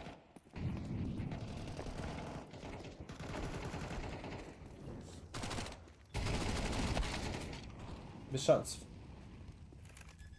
Ну, люди по нему не попадают, потому что люди находятся в стрессе. Ребята, люди находятся в стрессе. Они отдают такой камбэк, и для них каждый фраг, ну, для большинства, он становится просто все сложнее и сложнее. Они понимают, что Спирит железно-бетонный дефенс, и какие бы зоны они не получали, окно, мид, донат, кейв, и у них просто, ну, ничего не получается. Поэтому ты начинаешь нервничать в такие моменты, и, ну, начинаешь въебывать. Попный КС, да. Главная цель победить Виталий. Ты думаешь, сильно повлияло ли на эту игру? Не, я думаю, не сильно. Хотя, может быть, и сильно.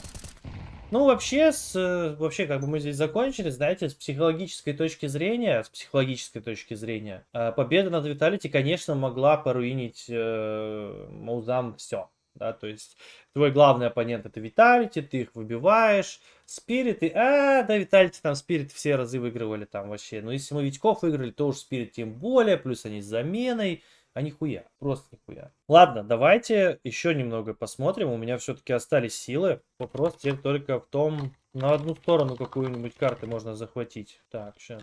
Spirit, VS, Mouse, Мираж. У меня, знаете, есть, короче, моменты на Мираже, где я просто вот, ну вот, охуеть, это ничего не сказать. Ну, это тоже тяжело было. Я заметил, что у Маус пистолетки прям ультра крутые. То есть они их постоянно выигрывают. Вот именно пистики у них реально сильные, они их выигрывают. Но...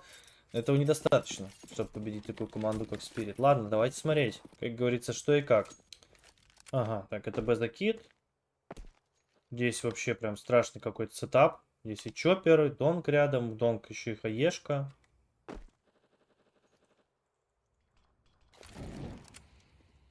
Так, ну тут Бролан показывает, что это сплит. Интересно, как он именно этот смог кинул. То есть это тоже такой прикольный момент. Ну-ка. Ну прикольно делает, он типа распличивает немножечко оппонентов. Смотрим. Смотрим внимательно. Вот так вот встаете. Без шага кидаете. Смог падает. Вот так. Идеально. И для чего это делается, спросите вы? Это делается для того, чтобы у Донка, плюс Шира, плюс там потенциально игрока окна, появилось желание вот это вот убить. Но здесь никого нет, здесь 0. То есть идея прям ультра крутая.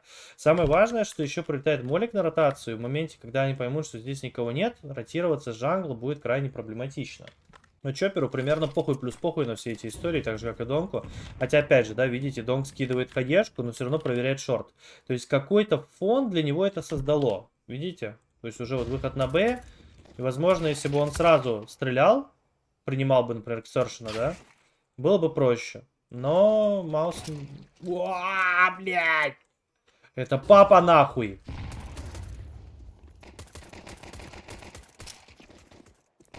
Авада Кедавра, Спинкс, ёпта. Сложная здесь, конечно, ситуация со всех сторон. Ну да. Ну, я считаю, что если вглядываться в мелочи, пока у меня есть на это еще силы, просто чем дольше я анализирую, тем меньше моя внимательность. Вот. Я считаю, что когда ты видишь вот такие вещи, да, вот в этом, как бы, знаете, и красота тир-1 КСа. Он скидывает хае, и он тратит время на то, чтобы это проверить. В этот момент Ксержан падает, и у него дуэль уже не сверху, а у него вот такая дуэль, и все. Вот просто, ну, это круто. Вот это круто. И тут еще папа Люркер, ёпта. Вот так вот нахуй еще летает по карте. Бач, он заряженный.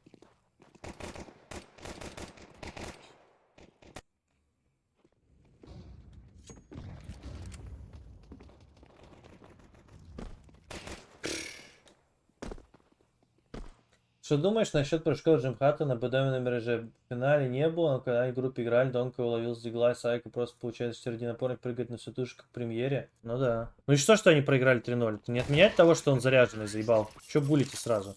Во, опять, видите? Второй раунд, опять форс. Настолько спирит сильный, что могут себе позволить закупаться на такие деньги. Мне вот просто интересно. Или это все-таки такая мета, которая говорит о том, что, получается, убили троих, заработали по 150, и можно докупиться. Вот мне вот интересно все-таки. Я не смотрел, кстати, первую карту вообще. Ну, если что, просто для вашего понимания. Я вторую смотрел только.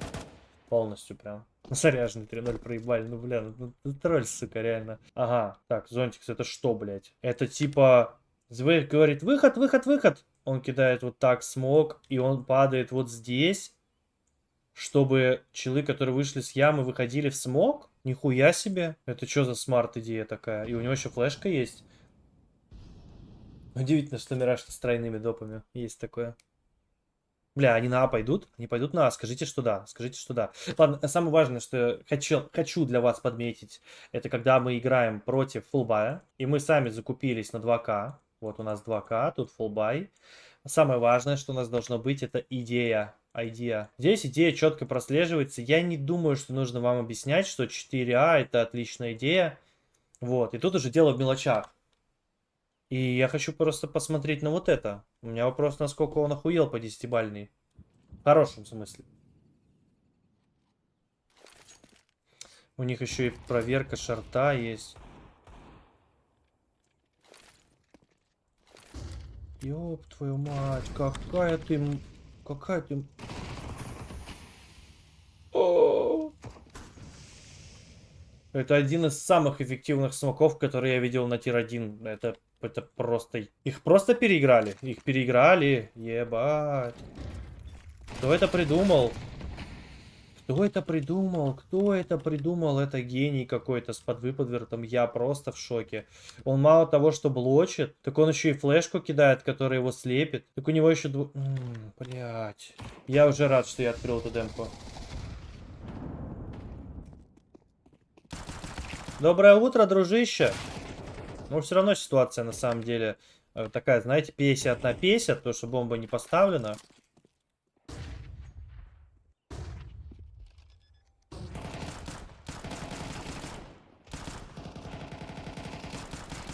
Да. Я просто в шоке, что у Шира еще флешка есть под это. Ну вот, типа, Ксершин просто охуел, да, от такого расклада? Ай, бля. Пацаны, мне кажется, он люто нервничает. Но это я отвечаю. Ну вот это вот я так здесь часами играю, если что. На, блядь, получи, стена ебаная, блядь, 0 пуль. Это без оскорблений, ребят, без оскорблений ни в коем случае. Что делал Джимми? Кто-то меня спросил. Блядь, хуйню какую-то получается. А, он скаута боялся. Да, я думаю, что в этот момент он решил отыграть тот сценарий, что его будет смотреть скаут весь раунд, и он типа быстренько в яму перебежит, как умник, да? Да. Он загнался из-за скаута Шира. То есть здесь такая, знаете, палка о двух концах. Вроде охуенный мув, чтобы раунд закончить, особенно если бомбу поставят. Но вот если бомбу не поставят... Ай. Бля. Ну, я считаю, что со смоком момент это, конечно... Airsoft Session, Steel, финал в Маус ни одном не вышел в КД. Изначально вообще на Б шли, там уже гранаты все потратили свои. Не, это неправда. Они просто шли щупать Б, напрягать Б, так сказать. У них была концовка, у них был смог сюда и молик сюда. Это концовка. Это четкая концовка. Так, Парсецкий, что у нас тут? Типа, бройлер опять раскинет... Ну да, такой типа фейк 30 уровня. На самом деле выход на Б. Ну, кстати, неплохо в моменте вроде бы получилось. Даже Чоппер погиб. Но здесь уже, вот, блядь, здесь чела не остановить. Он сейчас выйдет, просто ебало всем, да, сломает. Ну, слишком легко. Интересно, скип. Ладно, едем дальше.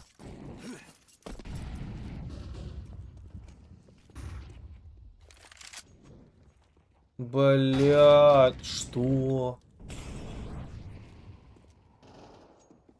Так, вот на этом моменте поподробнее, пожалуйста. То есть...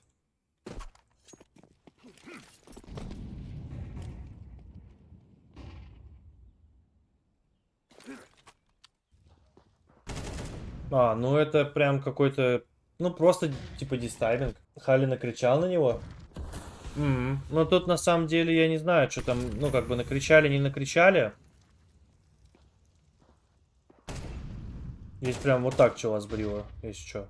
Ну, плюс он достаточно быстро по парику пошел, опять же, да. Держите в голове, что когда игроки вот так бегут, знаете, на плюс В на счете 3-1, ну, ты не всегда этого ждешь. Это, знаете, крайне маловероятный сценарий. Если, ну, как по мне, опять же, могу быть неправ. Тут это чисто мое предположение. Какой-то легкий раунд вообще. Они же выиграли его? Ну да, это называется тотальная распродажа. Халява. В этом моменте там Халь на него наорал. Да, я понял.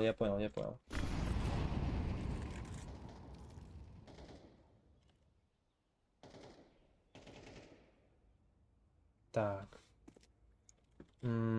Так, вот опять же, вспоминаем карту Ancient, вспоминаем Маус и их доминацию вроде бы в точке мида. Опять какой-то тайминг подумал, кстати, неприятный. Ну вот, видите, вот и наказали пацана. Я считаю, что Браун здесь пошел халявить. Он прям халявить пошел, он с фулпаком умер, смотрите. Да, как легко это у него получается. Ну, попробовал похалявить, оставил свою команду в меньшинстве. Думаю, что план был, что он должен полностью коннектор выжечь. И они под это должны что-то сделать вместе. Но мы уже никогда этого не узнаем, потому что Браун погиб. И теперь уже вопрос к тому, опять, насколько у Спирит крутые гранаты. Ну, это просто, оцените, Звейк стоит здесь до 49-й. Так, скидывает смог еще до того, как кто-то пришел. Кто-то скажет волхака, я скажу, что он просто понимает, что таймер такой же, что нужно кидать. Ну, Звейк сразу все скинсы такие хорошие. Так, и развей пошел. Не, слишком много контргранат. Здесь все на Сёршина будет зависеть. Кстати, может быть, Сёршина сбреют с такими финалами. Фиг его знает. А может, не сбреют. Не, меня знаете, что вот поражает? Меня поражает вот это. Вот молик просто у человека на 40 секунде, он его не тратит бездумно, и раньше там, ну и до сих пор все, понятное дело, говорят, что все, там, ну, все говорят, что Донг, он просто машина по стрельбе, это факты, но я напоминаю вам момент в донате, и сейчас, да, опять же, вот посмотрите, какая секунда, 35-я секунда, у него молик, он вроде бы думает, смотрите, он хочет его куда-то кинуть, и опять его кидать в нужное время, в нужное место. Бля, ну понятно, что здесь уже не совсем нужное время, это некорректно я сказал, уже человек выходит. Но все же, просто, да, сам факт, насколько он круто работает с гранатами, и такое надо подмечать. Понятно, что он сдох. Ну, в итоге Джимми, кстати, за моликом оказался. Вот так упал и сдох. Все равно круто все сделал. Так, 4-2. Ну, я считаю, что Браун подвел команду. Так, здесь, по-моему, вообще ничего, да, не будет.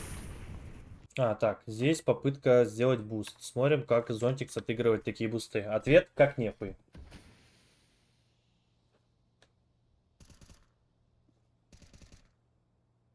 Здорово, бандиты. Ту-ту-ду-ту. Как легко он это сделал, правда? Аленя вообще кайфует просто. Ну что, первый калаш свидел. Куда второй будем девать? А, второй туда же. Так, все, пауза. Я считаю, кстати, что, знаете, вот есть выражение «рыба гниет с головы». Вот реально тут обидно, конечно, произошло, что Броун на счете 3-2 просто пошел в соло вот так распикивать. Это прям ошибка очень дорогая. Это очень дорогая ошибка была. Очень дорогая. Так, опять вообще замит особой какой-то драки нету. Под контролем Маус в очередной раз. Оказывается, это зона. Просто нужно закончить. Просто нужно теперь закончить как-то. Так, вот это, кстати, опасно было от Броуна. Никакую ему флешку никто не кидал. Донг пытался законтролить эту историю. У него в моменте возникло желание зайти. То есть, видите, они сейвят смог, я так понимаю, да? А, Зонтикс его кинет. Все, видите, зонт сразу убегает. То есть, АВП делает выстрел. Это четко прослеживаемая реакция. АВП делает выстрел. Зонт сразу после выстрела АВП делает следующее. Внимательно смотрите. Он стоит на флешке. Флэш. Флэш для того, чтобы пикнуть парапет, да? Но он не стал пикать. Шира делает выстрел. Донг все еще на кольте. Бам. Окей. То есть это называется законтрить дефолт. Опять же, здесь прилетает внешний смог-коннектор. И один из самых эффективных способов его обоссать, это скинуть сюда вот этот смог и выйти за него, и также драться под ванвей. То есть тут прям четко, вот четко прослеживается вот то, что они прям переигрывают дефолт маузов. Но из-за того, что Шира промахнулся плюс вот такой молик, и флешка. Точнее, даже флешка. Тут получается даже именно флешка. Смотрите, что он делает. Ему похуй. Ему вообще насрать на этот молик. Он просто встает вот так. Ну, прям вот ломает дефолт. Противно играет. Очень противно. На счете 3-2, как мув Звейха. Какой, что он ему пролетел молик под ковры, он залез наверх, убил сверху. Да мы это в Флеймзи видели много раз. Забей. Тут сейчас вот фокус на то, что происходит. Он пытался дефолт сломать. И я думаю, что Браун не был бы готов, кстати.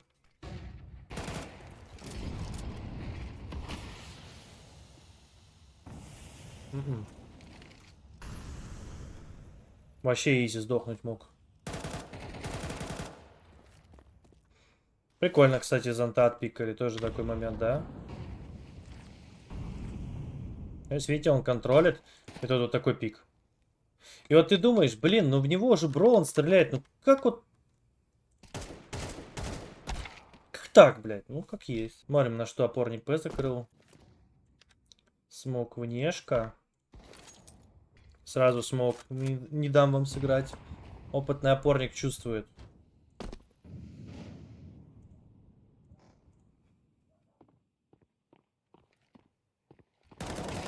Как же он ебет, блядь. Он просто как опорник в соло их разъебал. Насколько он готов ко всей этой хуйне, которую делают они. У них здесь фейк, они кидают смог в джангл. Джимми должен с ковра убивать вместе с Броном. Противнейший раунд во всех смыслах. Во всех смыслах. Противнейший раунд. Но Леня Чоппер просто вот занимает вот такой крутой спот. А он его занимает почему? Потому что на их первые гранаты в мидл, ну, как вторые, получается, да, вот этот смок внешка, он закрыл смоком, сразу запрыгнул на тачку, и потом оказался в приятном споте.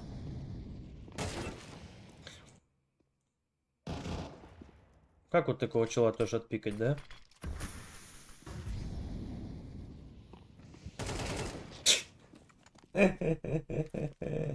Переиграно. Не, их переигрывают прям вообще, знаете, вот, ну, прям первоклассно. Так, это мне не интересно. 7-2. Какой тайминг?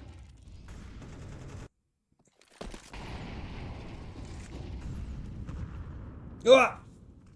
Капитанский эйс.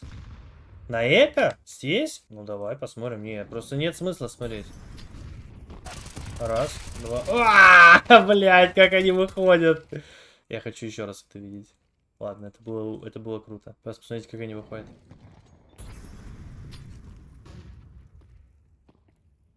Здорово, бандиты. Ту-ту-ду-ту. Блять. Ладно, проехали. Так, и что это у нас здесь? Опять... А, они этот раунд на счете 3-2, да, шпилили? А, нет. На счете 3-1 они это шпилили. Вот опять 2 топ-мид. Дом под флешку пропикивает. И здесь дядя Джимми. Так, дядя Джимми против дяди Звейха. Дядя Звейх, coming on top. Смотрим. Абсолютно легкий враг. Джимми даже не стрельнул. Вот. Смотрите еще раз. Такие контрстрейфы. Бам. До свидания. Ну, здесь прям вообще все отвратительно, конечно, выглядит. Еще тайминг какой для Торзи.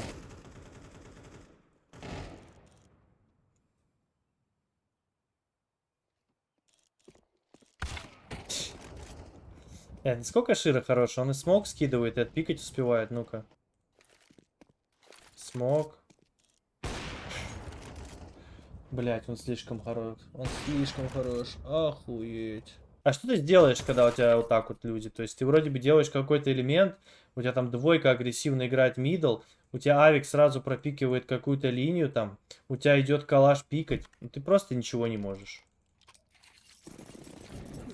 Так, это мы скипаем смело, вообще без шансов. И вот раунд, который Моуза все-таки возьмут. А, тут прям заруба в миду. Так, смотрим за донком. Или они не возьмут этот раунд. Так, контрфлэш. Вы побежите под кон, вы ослепнете. Слишком легко. Да они просто в него вбегают. Так, у меня вопрос здесь, сюда. Молик за белый. Таев ебало. А, я понял, там смог окно промазан.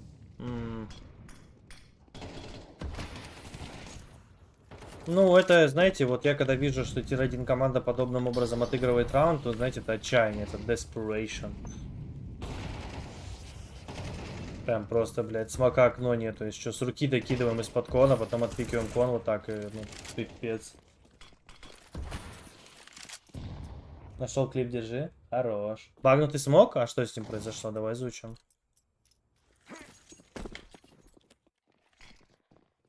Ну, да, shit happens. Ладно.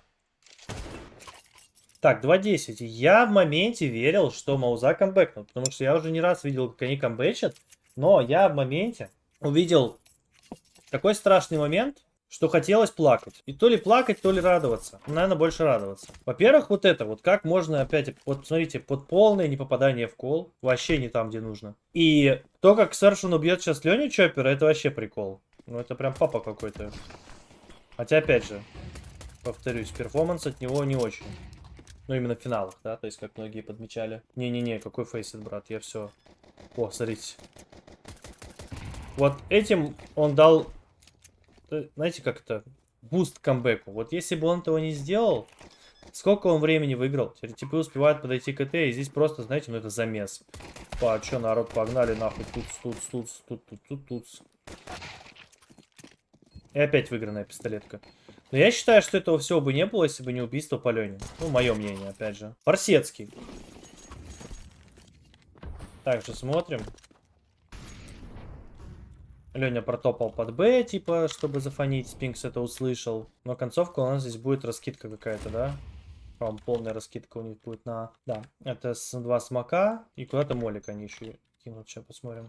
Так, все. 56 секунда. Жестко потеют, заставляют маус понервничать. Что-то 10. Полностью все под их контролем. Я пошел раскид. Интересно, куда зон, точнее, дом должен был свой море кидать.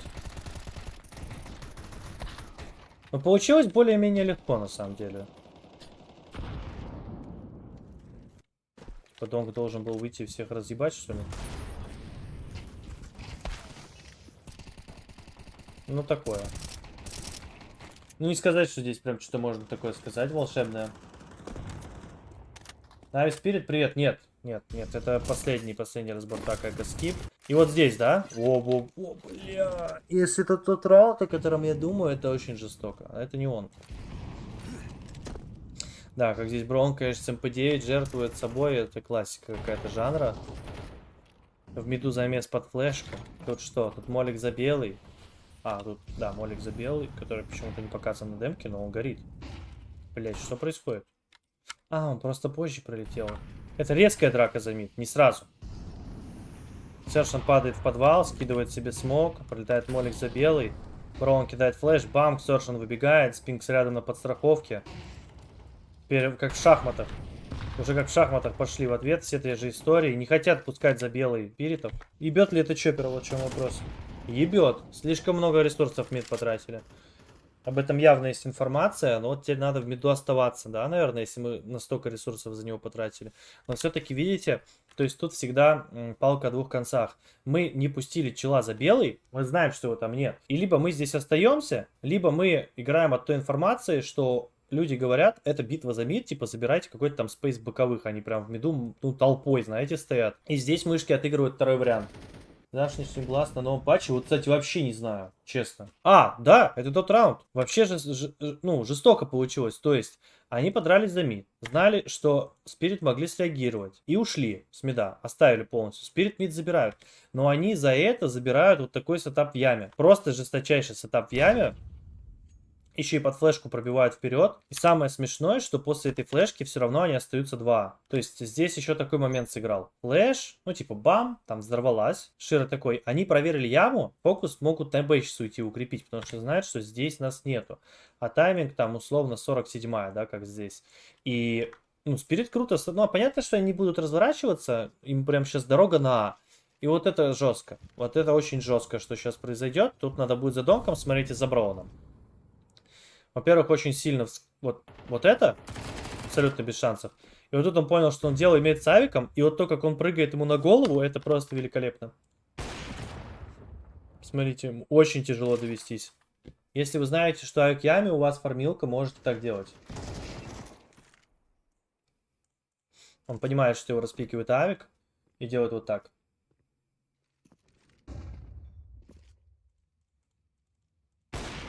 Хуй доведешься. Ну, сложный фраг. Просто ультра сложный фраг. Все. Вот на этом моменте я думал, что сейчас Спиритов закопают. Здесь один чел, здесь один чел, здесь один чел. Но...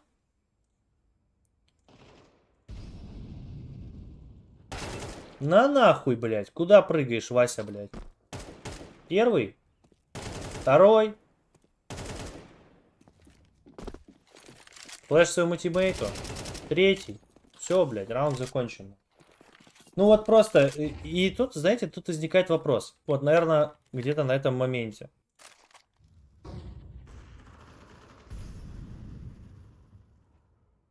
Здорово, бандит. Блядь, вот просто в такие моменты, и ты просто, ну ты просто не понимаешь. Ты просто не понимаешь, вот нужно ему было это делать сейчас или нет. Он еще и увидел чувака в коврах. Вся инфа, все. Вот он знает, что чел в коннекторе, но он знает, но нужно ли на него заходить? Зачем? Чтобы подъебать? Так у него вот челы подъебывают. Я считаю, что это желание, вот понятно, что его убили, вот, ну, как убили, да, но это пиздец, то, как его убили. Но я считаю, что это следствие того, что он сейчас делает больше, чем нужно. У него здесь все круто. Он знает, что чел здесь. И он знает, что Донг здесь, он в него стрелял. Вместе с тиммейтом по-братски сыграй, а получается вот как получается. Понятно, что тут, ну вот знаете, ты смотришь в эти глаза, и они несут тебе только смерть. Это очень сфокусированные глаза. Я бы с ними не связывался. Пошел, блядь. Все. Есть чел тоже в ахуе. Он понимает, что есть ковры, один яма. Ну, просто вот так умирает. Ну, то есть его Донг отпикивает. Донг король этой игры. Я хуй его знает. Я считаю, что этого не произошло бы, если бы Xerxon не зашел бы в коннектор. Вот я считаю, что туда ну, не стоило заходить. Потому что они знают, что один здесь. Торзи наверняка складывает 2 плюс 2, говорит, что один здесь. Следовательно, один здесь, плюс он в него стрелял. У него здесь спинкс. Бейте его вдвоем, блядь. Ну это ж Донг, сука. Его вот реально только с двух сторон пенетрейшн нужно делать. В компьютерной игре CS2, естественно, речь. Все. Ну, поехали дальше. Саршин пишет. НС. А нахуй ты в этот кон зашел, блядь? Теперь вернулись в тройку лучших команд мира. Вне сомнений. Самое смешное, что самое забавное, что это после замены. И, конечно, такие вещи, ну, это прям, знаете, это очень круто. НС, nice shot. Типа, хороший выстрел. Апекс же или Зайву сказали, что научились Донг играть. Главное ему дуэль не давать. Ну, а реально, а зачем ему нужна... Вот зачем в прошлом раунде Ксершину нужна была эта дуэль в коннекторе? Да не зачем. И вот он ее получил. Хавай, блядь. Донг накормил его свинцом, блядь. Так, здесь, ну, я не знаю уже, нужно ли тысячный раз показывать этот буст. Ультраэффективная штука. Будете делать на фейсте, будете жить вечно. Гарантирую. Веришь в талант? Что значит веришь? Талант это, блядь. Пацаны, талант это факт. Но просто талант это название группы. Здесь, там, я не знаю, твоя психика, то, как ты воспринимаешь вещи. Здесь психика. Здесь, например, скорость реакции. Вот, скорость реакции. И так далее. 3, там, 4, 5. Все реальные какие-то фишки. Какие-то реальные фишки, которые на тебя влияют. Но в совокупности все это талант. Талант это когда люди не знают слова предрасположенность. Или хотят оправдаться. Знаете, вот это как синдром уточки. Типа он ебет, потому что он талант. Не потому что он тренируется, не потому что у него там какие-то определенные есть склонности, тенденции, которые он развил, или в нем это развил человек, который взял за него ответственность, да, то есть тут речь про Сотфика или Хали. А он просто талант. Есть вот так вот, смотрите, есть предрасположенность, то есть, да, это предрасположенность, повадки, предрасп напишу. А есть страшная вещь, вот которую, вот в нее вот можно тут сказать верю или не верю. Будет уместно. Это аномалия, вот как в Сталкере. Вот верим ли мы в аномалию? Я лично верю. Я считаю, что аномалия тоже относится к таланту и именно уходит в психику. То есть какая-то, вот есть аномалия у человека именно в психике, в его скорости принятия решений, обработки информации, фоне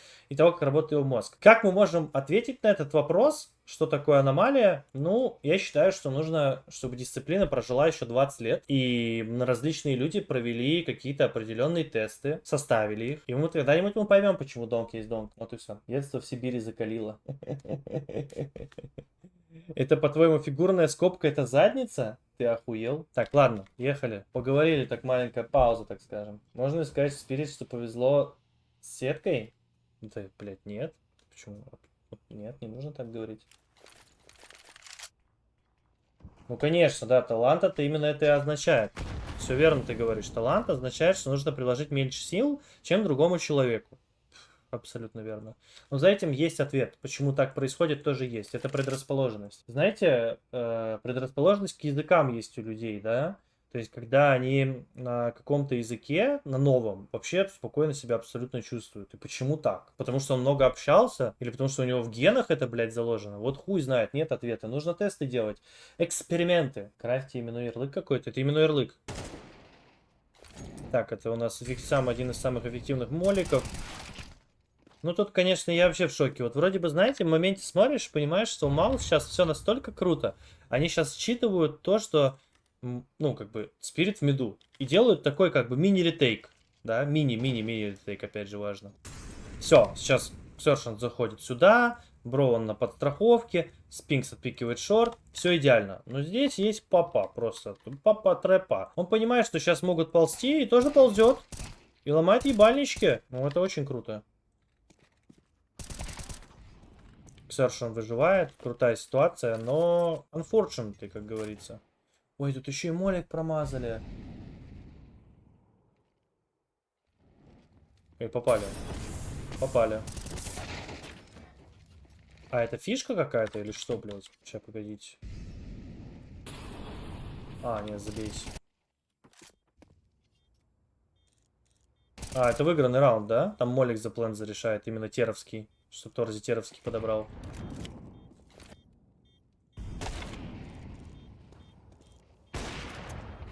Да. Ать! Успел.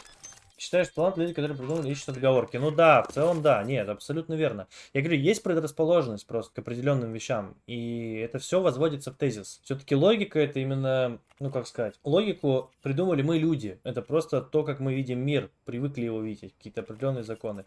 Есть вещи, которые просто мы не можем объяснить, почему Донк играет 1.50, благодаря чему. Есть множество ответов, но мы никогда не узнаем, какой из них правильный, пока не составим тест, который пройдет также 500 человек, и мы статистически поймем, в чем его аномалия, почему он отличается, чем он отличается. Это, бля, это объемный пласт работы, это диссертацию писать нужно, если что. Ну, я вообще не шучу. Надо быть монстром, согласен полностью.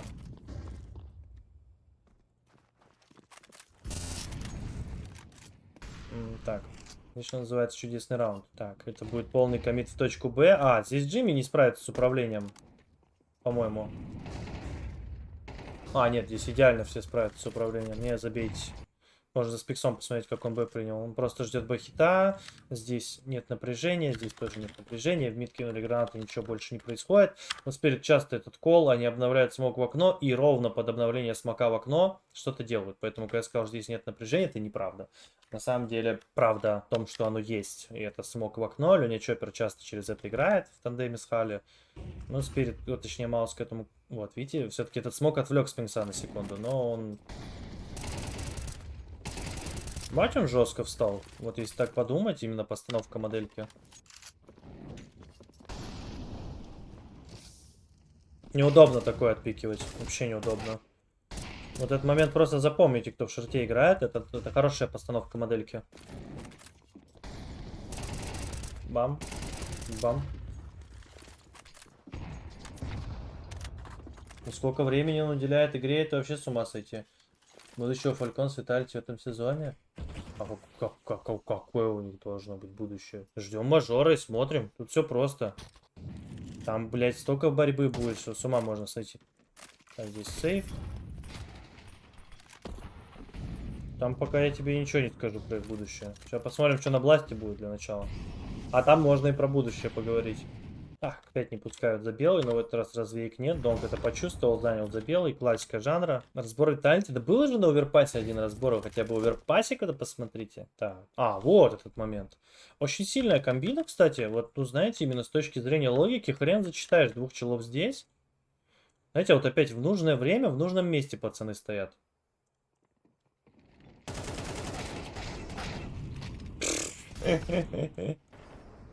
И все, и мало очень фрагов. И вот смотрим на вот этого мистера. Это называется мистер Люркер. Образцовый мистер Люркер. Спрятался в окошке. Команда ушла под Б. В момент выхода Б мистер Люркер выполняет очень интересную роль.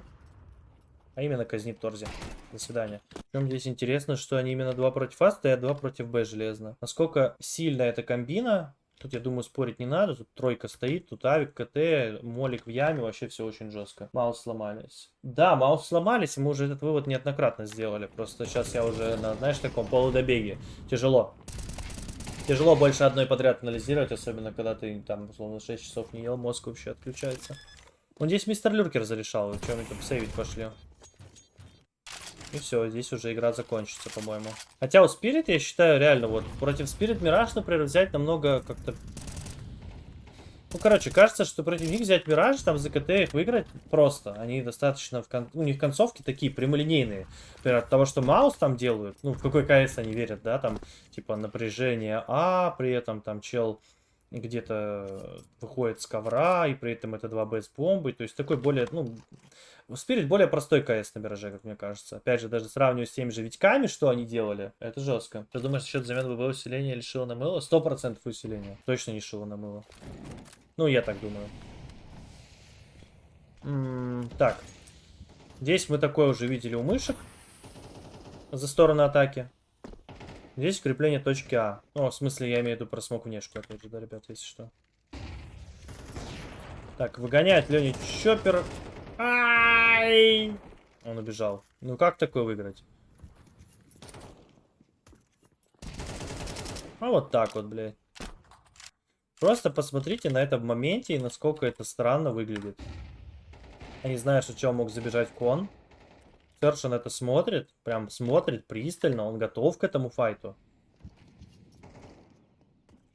Вот Леня Чоппер байтится и просто вот... Я не знаю, все против него в этих финалах. Звейк показал себя как папа. Я говорю, я в своем ТГ это сразу написал. Так что я считаю, что Звейк папа. Ебать, тут прилетело. Даже одного не убить. Все. Игра закончилась. Интересно, почему они решили аж столько моликов туда нахуярить? Вот так вот. Много еще, знаете, идет такой там, такая у него легкая прогулочка по Б-планту, такой все проверил. О, чел, здорово, пошел нахуй. Еще он отпрефал это, ребята, он-то отпрефал, я еще раз покажу сейчас. Смотрите, где прицел. Видите, где прицел? Вот прям, знаете, вот чуть-чуть не хватило. Не, бро, я уже никого звать не буду, я сейчас уже выключать буду. Это последний раунд. Ну, чё, какие выводы мы сделали, дорогие друзья? Выводы следующие. Ну, во-первых, Spirit сильнее как команда и сильнее индивидуально. Наверное, более важно именно то, что они сильнее индивидуально. Потому что вот именно то, что делали мышки, это было круто. Это было современно. То есть, помните, я как-то говорил, что у Макро, у Vitality намного современнее, чем у Spirit. Вот здесь я считаю, что моментами у Маус было Макро современнее, чем у Spirit, но Spirit просто играет в CS, в который они верят. Он работает, вне сомнений. И индивидуалка просела жесткого музов. Особенно на Иншаке, когда они отдавали этот камбэк. Было прям вообще очень тяжело. Наш следующий стрим позвать Валю Карнавал? Конечно, конечно. Ну, Донг, конечно, решает. Как Донг решает. Так, ребята, я покидаю вас. Отдадим, вон, пообщайтесь с Чоппером, отдам ему рейд. Он, блядь, победитель турнира. Можете его обязательно поздравить от меня. И жду вас в ТГ. Завтра у нас комьюнити каст Бласта и турик 2 на 2 от Тома. Так что завтра будет очень много всего. Буду вас ждать. Спасибо, что были на стриме. Все, ребят, я отдыхать. Всем спасибо. Жду вас в ТГ.